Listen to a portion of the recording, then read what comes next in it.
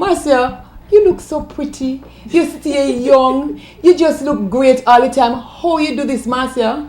I mean, what are you eating? I don't know even what to ask you because every time I see you, I know you're working hard, but yet you have all this energy. Well, right now I'm on a raw food program. Wow. Because when you get to my age, Sandra, you have to take the best care of yourself. And I try to do that by eating right and exercising. I go to the gym, and right now I'm experiencing this raw food. Wow. And I find it is the best thing that could ever happen. Well, you're looking great. Look like I have to try some of that raw food thing. But you're looking very good, Marcia. So, Marcia, we'll get a little bit more into that later because I'd love to see you prepare one of these days, one of that raw food thing that you say you're eating. I'm sure people would like to get into that.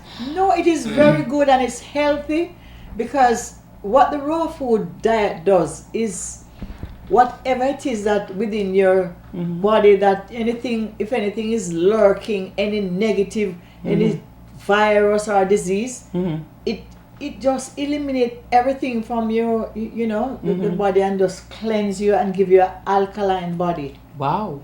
That's why you're looking so young and fresh. I don't know about that, Sandra.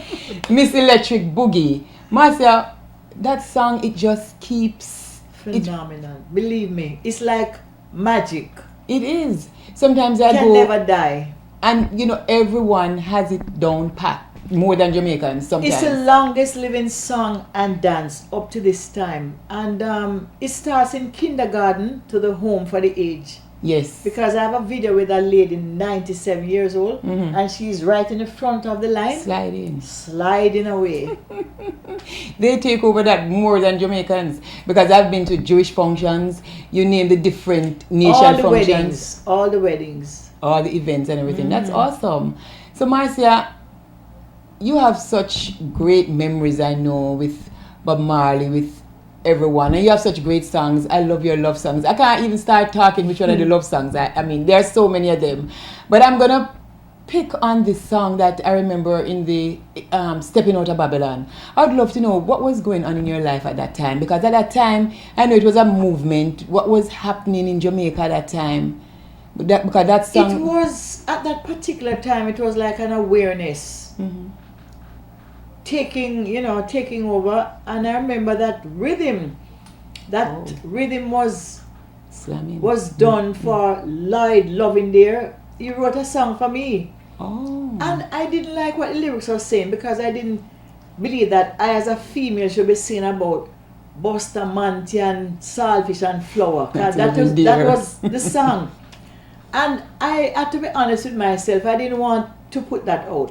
So the rhythm was so good that I said, boy, that we make this rhythm waste. And that rhythm was given to Bob Marley, Bob Andy, Philip James of the Blues Busters, who discovered me into this business. Wow. And maybe about 5 songwriters, good songwriters, and nobody came up with a song.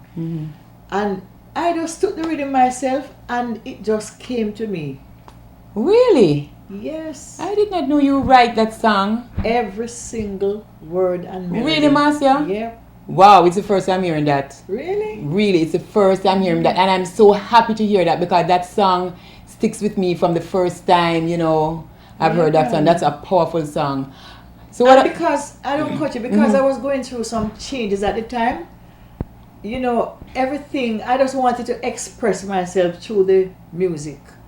Because sometimes it's so easy you relieve yourself of certain stress and changes you're going through to just sing it out in your songs. So that's why I said, when I think of all the bitter times I've had, it doesn't really make me feel bad because strength and honor is all I give see. thanks unto the Almighty Eye. Yeah. He showed me what I am. Oh, that's such a powerful song, Marcia. Marcia, you must write more songs. Marcia, you can... I got that gift to write. I sing the songs, but I'm not a songwriter per se. You're not a songwriter per se, but you wrote a very great song, though. So can you do you have a favorite song? Do you rather? No, I don't have a favorite song. One of my favorite songs one of is survival, because I usually try to relate to the sisters, the women. Mm-hmm. I have been an inspiration to the sisters over the years, and I usually send messages through the music to the sisters, to strengthen them, because you know that we women are usually seen for their favors. Yeah. Stay home and look after babies, cook and clean and wash and what have you. So I usually try to make my lyrics positive, to really teach, educate and uplift. And for the sisters, I always try to strengthen them. Oh, that's wonderful. And we all love you as our number one female singer, of course, because you are a legend. You are truly a legend. I know you've gotten a lot of awards that maybe I don't even know about some of them. That's true. Can you probably, tell me of... Wow, they are too numerous, but I'm still waiting for the reward. Is there any particular reward that you got that you are excited about? Well, there are quite a few now. I was given the Order of Distinction 1993 by the government of Jamaica. That is a very important one, and believe me, every single one is important, because it's a sign of recognition, right. So I appreciate every single one, and I share it with my audience, everything. Okay. So Marcia, I know you started first, you were solo, and then you got with the I3s, and then, most times now you're Marcia. I was with Bob and Marcia first. Okay. Young, Gifted and Black in London and the British charts. Then after the Bob and Marcia. So sometimes I have to be like three different, sharing up myself. With the Bob and the Marcia, I3s and my solo career. But at no time I ever did relinquish my solo career. Okay, awesome. It's always going. If I'm on the road with Bob Marley with I3s, something is happening for me. And if I'm in England or in Europe with Bob Andy, my solo career is always there. So where do you, I know you're eating right and everything, but where do you get this strength from to just keep, It must be the grace of God. Yeah. Believe me. What else? Because, as I say, I have been doing my part by trying to eat right and exercise, but the rest, I don't know. So can you tell me one of your most memorable experience? Of course, I have to touch on this with Mr. Bob. I don't know. You have a lot of them, I'm sure. It's too much. But one that will never, ever leave my memory is in Europe. I can't remember where in Europe, but I remember I was pregnant like about 7 months. And I had a big stomach, and we were doing Lively Up Yourself before, and that's a hectic song, and you have to be dancing and everything.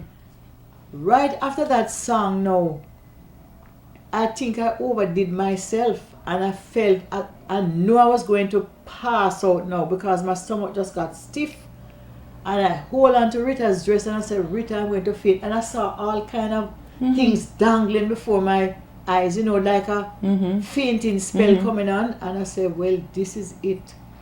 While I was hanging on to Rita's dress, they started playing they calmed down the hot temper to No Man No Cry, and the band was there playing the intro and thing, and Bob put on his guitar, and out of the clear blue walked Bob. Wow. Slowly right over to where I was standing. Mark, Bob is in center stage, eyes closed, because his eyes is always closed, performing. So Bob don't know nothing. Spirit. And he walked straight over to where I was standing, put his arm around me and just walked me slowly with the microphone, and he was doing some ad-libs about the mother and the children all over the world. I have never seen anything like that. Wow. Because, after the show, I had to ask Bob why and how he just happened to come. It was just, he didn't know what I was going through. I was just ready to fall. Wow. And just before I fall, Bob was right there and just walked me center stage slowly. And then after the ad-libs about the mother and the children, and that time the intro is still being played, Bob just walked me right back to the spot where I was, and I was rejuvenated immediately. Wow. That is something that I'll really never forget. Okay. I've had so many experiences. Can you?